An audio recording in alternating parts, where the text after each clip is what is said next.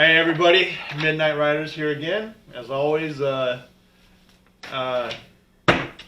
those little kids out if needed, if you don't like them hearing cuss words. This is actually kind of the reason that I always say this in every podcast is because society thinks that cussing is some terrible, degenerate thing to do. And you'll hear a lot of religious people in particularly talking about how cussing is not good and how we shouldn't do it.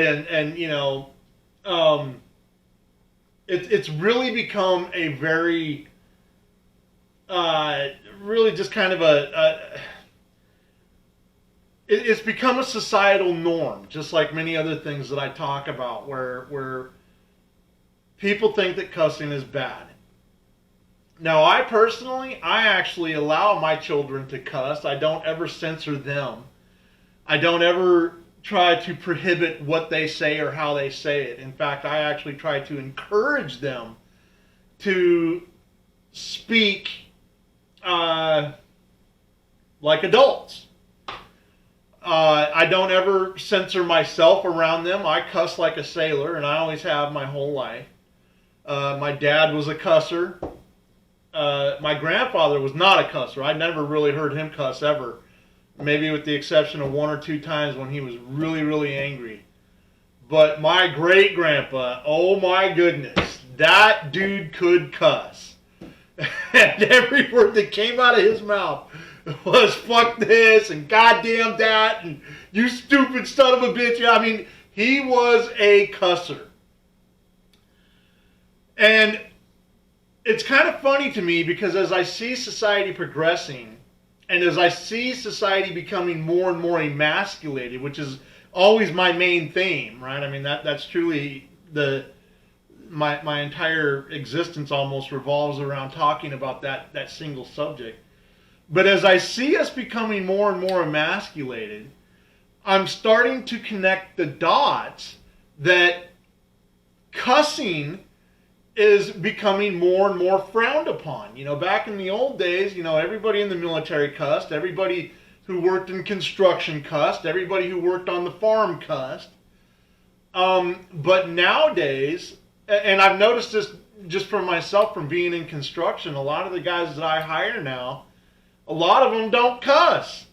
And when I start cussing, I can see a lot of them just start kind of cringing and wilting away like the little sensitive snowflakes that they are. Even in the Army, I remember one time I had this fucking retarded soldier that filed a division level EO complaint against me because one day I asked him why he had to act like such a piece of shit. I did not call him a piece of shit. I just asked him why did he have to act like a piece of shit. And he went crying off to the first sergeant and the company commander, and they didn't want to listen to him, so he took it up to battalion level. Our command sergeant major didn't want to listen to him, so he took it all the way to the division and filed the damn division level EO complaint on me because I asked him, or because I said a derogatory word towards him, I guess. And that was in the Army, and hell, that was 20 years ago. So I can only imagine, or hell, it might have even been longer than that now. Hell, it was about, I guess, 22 years ago or something like that. But anyway, the point is that we have become such a PC society, and people don't understand the correlation between emasculation and things like not swearing and not cussing. So now I've always known this, but I decided to do some research on it and kind of figure out some facts to see if cussing has ever been studied amongst psychologists and sociologists and all these people. And here is some interesting facts. So I'm going to read a whole bunch of stuff, and this is a fact. I mean, this was let's see here. Where's my source here? Uh-oh, somebody didn't write down a source. Sons of bitches! Anyway, Okay, let's just get to it. So this article... okay, sorry, my bad. Here it is. So sciencealert.com is where I've gotten this article from. And the article is titled, Swearing is Actually a Sign of More Intelligence. Psychologists interested in when and why people swear try to look past the stereotype that swearing is the language of the unintelligent and illiterate. See, that's the whole thing behind it, right? Is everybody always said, oh, if you cuss, then you're just an illiterate. You're a degenerate. So this is what kind of spawned on this study. In fact, a study by psychologists from Marist College found links between how fluent a person is in the English language and how fluent they are in swearing. The former, verbal fluency, can be measured by asking volunteers to think of as many words beginning with a certain letter of the alphabet as they can in 1 minute. People with greater language skills can generally think of more examples in the allotted time. Based on this approach, the researchers created the swearing fluency task. This task requires volunteers to list as many different swear words as they can think of in 1 minute. Man, I'm telling you, I'd be able to throw the damn dictionary at them. By comparing scores from both the verbal and swearing fluency tasks, it was found that the people who scored highest on the verbal fluency test also tended to do the best on the swearing fluency task. The weakest in the verbal fluency test also did poorly on the swearing fluency task. So, in other words, there's a direct correlation to having high verbiage skills and being able to swear adequately. That's what this is saying.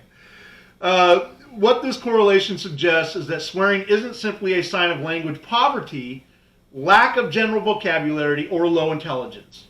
Instead, swearing appears to be a feature of language that an articulate speaker can use in order to communicate with maximum effectiveness. And actually, some uses of swearing go beyond just communication. So here's 5 reasons why swearing is a sign of intelligence. It actually helps manage pain and more. And this is off of, let's see, this is... I can't remember. This is stltoday.com. Alright, so stltoday.com says that swearing may be a sign of verbal superiority. Studies have shown and may provide other possible rewards as well. The advantages of swearing are many, said Professor Emeritus of Psychology at the Massachusetts College of Liberal Arts, who has studied swearing for more than 40 years. His name is Timothy J. The benefits of swearing have just emerged in the last 2 decades as a result of a lot of research on brain and emotion, along with much better technology to study brain anatomy. Well-educated people with plenty of words at their disposal are better at coming up with curse words than those who are less verbally fluent. So this goes back to what I just read, how people who have high vocabulary, they're able to come up with more words in general. Swear words, regular words, I mean, it's actually a vocabulary skill. Participants were also asked to list as many words that start with F, A, or S in 1 minute. Another minute was devoted to coming up with curse words, and the study found that those who came up with the most F, A, and S words also produced the most swear words. So obviously we know that a lot of swear words, fuck, ass, shit, stuff like that, the F, A's, and S's, right? Those are the primary swear words in the English language. That is a direct sign of intelligence to the degree that language is correlated with intelligence, said Jay, who authored the study. People that are good at language are good at generating a swearing vocabulary. Swearing can also be associated with social intelligence, said the professor. Having the strategies to know when and where it's appropriate to swear and when it's not is a social cognitive skill like picking the right clothes for the right occasion. That's a pretty sophisticated social tool, says the professor. Science has also found a positive link between profanity and honesty. People who curse lied less on an interpersonal level and had higher levels of integrity overall. And that was done through a series of 3 different studies published in 2017 from this same article. When you're honestly expressing your emotions with powerful words, then you're going to come across as more honest, said Professor J. While a higher rate of profanity use was associated with more honesty, the study authors cautioned that the findings should not be interpreted to mean that the more a person uses profanity, the less likely he or she would engage in more serious, unethical, or immoral behaviors. So in other words, I'm sure there's plenty of damn bank robbers out there that swear just as much as everybody else. And so the amount of swearing that you do is not going to equate to high intelligence levels. It's just knowing how and when to use it, right? And this kind of brings me to my point here, is that throughout modern day society, and really this kind of goes back to that term gentleman, right? Where sensitive people have decided what words they should be sensitive about, and they've created this societal norm where gentlemen don't use that type of language, right? That type of profanity. And this is where I kind of revert back to the emasculation process, where I say that it's not good to be a gentleman, right? It's not good. It's not an alpha male type of characteristic. Real men cuss. And I'm not saying that real men have to cuss. I'm not saying that real men should cuss. I'm simply saying that real men are not going to be afraid of societal norms that restrict their masculinity. And part of being masculine is being able to verbally tell people how the fuck you feel, when you feel it, why you feel it, and why they need to listen to you, right? There's 3 different types of intimidation.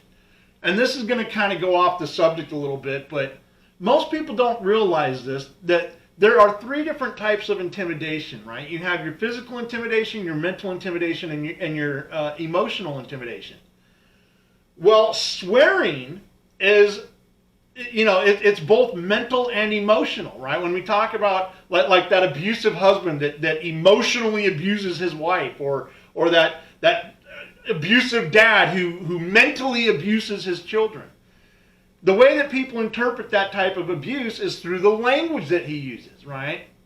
Now, obviously, there's a lot more words in those scenarios than just normal cuss words, and it's all how they're compiled together, right? Remember when I just told the story about my soldier one time that I asked him, why does he have to act like a piece of shit? Okay, so it wasn't really necessarily only the word shit that offended him. It was a compilation of all the other words before it. Why do you have to act like a piece of shit? So, that's a mentally or an emotionally abusive statement that somebody makes with a whole bunch of words. The powerful impact word just happens to be shit, right? The cuss word. Now, I'm sure throughout history, I'm sure that there's been plenty of people who have said every word you can think of. And I guess I got to kind of study it a little bit more to see, when in the English language did words like shit become any worse than words like poop, right? We know that English is a Germanic language, but it's very interesting that in German, the exact same word for shit is scheisser. And yet, that's never been, they use that in their everyday language over there. If you talk to a German person, they talk, oh, das ist scheiß, or, Scheißkampf, or, that shithead, they talk about all kinds of words, and they use the word scheisser in damn near every sentence that they say. It's not, and in fact, the cuss word in their language is actually crap, right? They consider that, or caca. They consider that to be a derogatory word that they don't appreciate people using in everyday sentence structures. So it's very interesting to me to kind of talk about this stuff and try to figure out, when did society figure that certain words were bad and certain words were good? Why is the word fuck any worse than the word screw? Right? Why is the word pussy any worse than the word vagina? It's okay for a kid to watch a show. It's okay for Oprah Winfrey to say the word vagina on live TV, but yet for some reason it's not okay to say the word pussy. And this is what I mean when I say that it's because of the emasculation process where certain people have decided that certain words are a little bit more harsh sounding. And so that's what's been considered as a bad word or a cuss word. Because they take it as a form of mental or emotional abuse. Now, obviously, an alpha man is going to have 3 different levels of intimidation factor, right? They're going to have the physical, they're going to have the mental, and they're going to have the emotional. And they're going to know how to use each one of those intimidation factors to get their point across and to communicate effectively and to intimidate people, right? Some people only have one of those intimidation factors. Some people have 2. Some people have all 3. A good example is my dad. When my dad was alive, he was a cussing and swearing dude. He had the emotional intimidation factor. He knew how to break somebody down, and he knew how to make them feel really, really bad about themselves. And he had the mental intimidation factor because he was smart enough to actually understand their psychology and beat them at their own mental game. Unfortunately, he always lacked the physical intimidation side because he just wasn't a very big guy and he wasn't a fighter. And so, in other words, he had a mouth that he was never able to back up.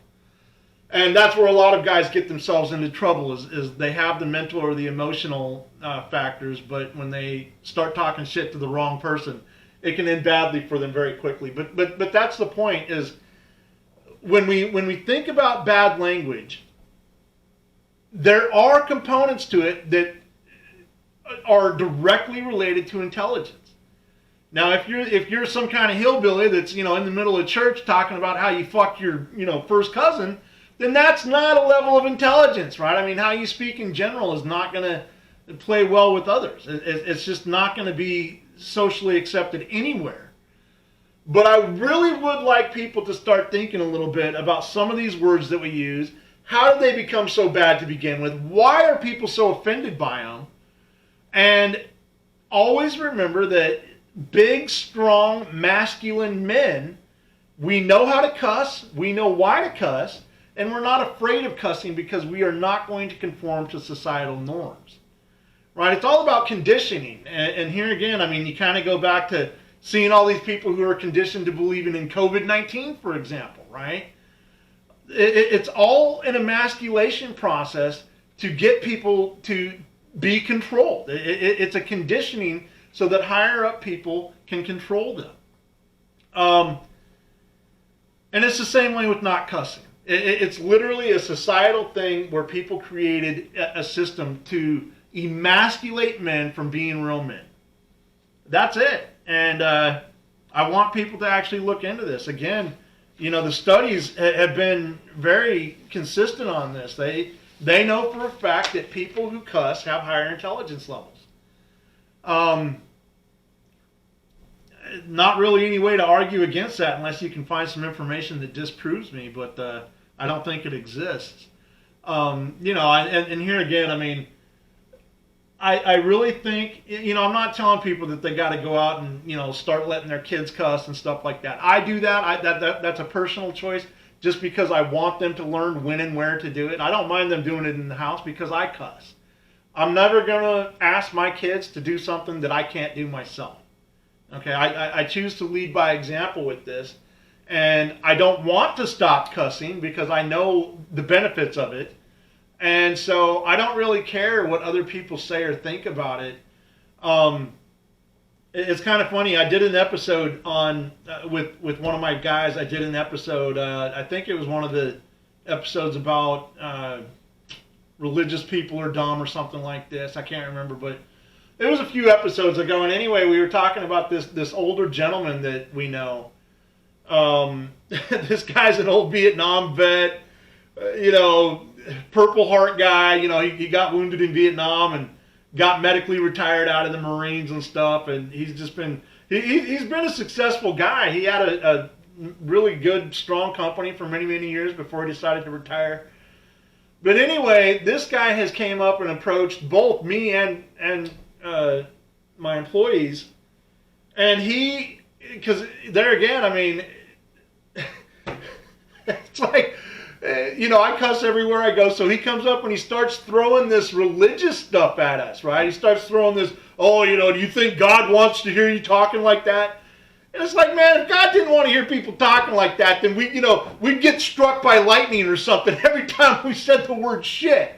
You know what I mean? It's like, come on, man. I mean, I know damn good and well that he probably said a cuss word once or twice while he was crawling through the damn jungles of Vietnam, right? And it's like, he's one of these people that has been conditioned and brainwashed into this gentleman mentality where he thinks that cussing is some sort of derogatory, uneducated, misinformed type of thing. And it's like, man, he's the most misinformed person out there because he doesn't even understand the benefits or the psychological impact of being able to know when and where to cuss. And again, I'd like to ask him, why is it that he's more offended at the word shit than he is at the word poop? Poop. It means the same fucking thing, people. It means the same damn thing. Poop. Man, our society is fucking crazy, okay? Our society is absolutely crazy. There's a whole bunch of words out there. I could throw non-cuss words out that people are so triggered by. Let's take the word confidence compared to damn, man, I can't even think of the damn word. Confidence compared to arrogance. What's the fucking difference? Right? You hear all these people say, it's good to be confident, it's not good to be arrogant. If you look in the damn dictionary, they have almost identical meanings. But somewhere down the road, somebody thought to themselves, man, arrogant sounds like a harsh sounding word. Confident sounds like a little, Anyway, the point is that there's so many words in the English language that mean the exact same thing, but some people have perceived these words to be harsh or to be mentally or emotionally triggering. And so we've learned as society not to say one word, even though it means the same exact thing. Poop. Poop. Who fucking thought that that's a worse word than shit? I would love to talk to somebody about this. So if you got any answers on that question, just let me know. Stay tuned. It's been a couple of days since the last episode. I try to do episodes about every 2 or 3 days. Sometimes I have to go a little bit longer because I'm out of town or doing something, with the family or something. But stay tuned. We've got some good shit coming up, I'm telling you. I'm getting ready to release some stuff, some healthcare stuff, and man, it's going to be good. I'm really looking forward to all of this. Keep pushing my videos out there. I'm a firm believer that as long as I don't give up and as long as I keep trying to push forward, eventually I'll reach that goal with having thousands and thousands of subscribers and all this kind of stuff. I keep telling everybody, I'm not trying to become Joe Rogan or something, as much as I would love that. That's actually not my goal. My goal is not to be some world-renowned, podcaster. I just, I talk to a lot of people out there in the world, especially in my business. I talk to, and everybody's always telling me that I need to put my message out there. So my hope is more out of anything that I'm able to just reach a few people and push some common sense stuff out there to really kind of, I don't care about the fame. I care more about changing people's minds and trying to get us into more of a, that masculine alpha type of society that we used to be, right? We used to be, I can't remember who it was. I can't remember which one of our founding fathers. I want to say it was George Washington. I can't remember, but there's actually documentation out there. It might have been Thomas Jefferson. But one of our founding fathers was a profane speaker. I mean, I'm talking every word that came out of his mouth was some form of profanity. And it's funny because in those days and ages, nobody had a big problem with it. People didn't get all butthurt and, they didn't have to go to their safe spaces and shit like that. And that's the kind of society that we need to get back into. So this is my only goal with these podcasts. It's not to become rich and famous. I've got my site, I've got my primary businesses for that. The goal of my podcasts are to get information out there and to challenge people's normal way of life and to challenge the things that they've been conditioned and brainwashed into believing. Because I'm telling you, if you just do a little bit of research and if you just open your mind up just a fraction of a hair, you are going to see how ridiculous we have become. And so I want people to think about that. Again, push my podcast out there, push my Rumble. And if anybody ever wants to talk about any of this, man, I'm always here. I put my email address in every description at the video link. And so all you got to do if you ever want to talk is go ahead and write me an email. Write me an email and I will respond. So, even when I get to that point where I've got hundreds of thousands of followers, I will do my best to actually communicate with anybody who wants to talk to me. And so with that, one more thing too, for all these bigger guys out there like Joe Rogan and the Hodge twins and all these guys out there, man, I want to get this message to you guys too. Don't ever forget your roots, man. Don't ever forget where you came from and that you were the little guy once. And so when people like me are trying to reach out to you, man, don't ignore us, because there may come a time where you may need somebody like me. So I want to leave everybody with this thought, and I will see you guys again in a few days. Take care.